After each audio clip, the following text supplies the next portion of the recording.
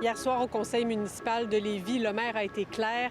Les promoteurs immobiliers devront payer leur part pour le développement des infrastructures d'aqueduc de la ville. Les contributions par unité vont s'appliquer dans les secteurs de Desjardins, de Saint-Nicolas et de Saint-Romuald et vont varier entre 2 785 et 5 390 $ en fonction des investissements qui sont nécessaires dans chacun des secteurs.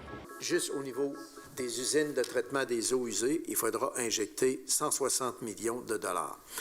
Ce qu'on charge au niveau des redevances aux promoteurs est l'équivalent de 45 % du total de la facture, ce qui nous apparaît tout à fait correct dans les circonstances. C'est une question d'équité pour les contribuables lévisiens.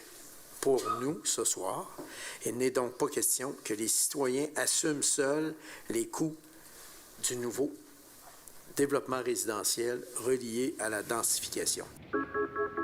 Malgré le moratoire décrété en novembre dernier, le maire estime qu'en 2025, il y aura 2700 nouvelles unités sur le territoire de la ville. La Chambre de commerce déplore toutefois le moment choisi pour implanter cette nouvelle mesure. La PDG craint que la facture soit refilée aux nouveaux locataires ou encore que les promoteurs quittent la ville de Lévis. Je ne suis pas contre le principe de la redevance. Au contraire, c'est permis depuis 2016. Je pense que ce n'est pas le moment. Nos entrepreneurs, nos promoteurs en ont plein les bras avec, évidemment, les coûts de la construction. On parle de compétitivité. Ce qui peut arriver, c'est que des projets migrent dans les autres villes afférentes. Fait que ça aussi, c'est très préoccupant.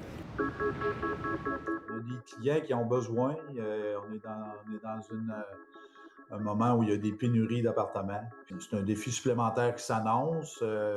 On doit prendre compte de cette nouvelle réalité-là dans nos chiffres.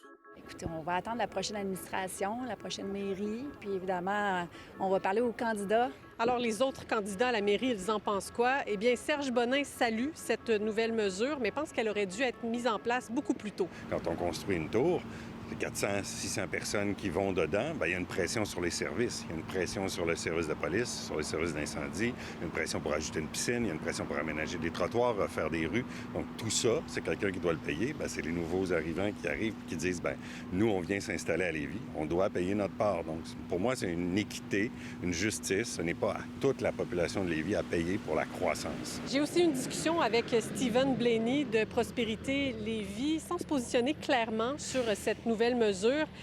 Il dit qu'il n'est pas contre le principe de répartir les coûts des infrastructures, mais pour lui, ces redevances ne permettent pas de s'attaquer au réel problème qui est plutôt le moratoire qui freine actuellement le développement à Lévis. À Lévis, Laurence Royer pour Nouveau Info.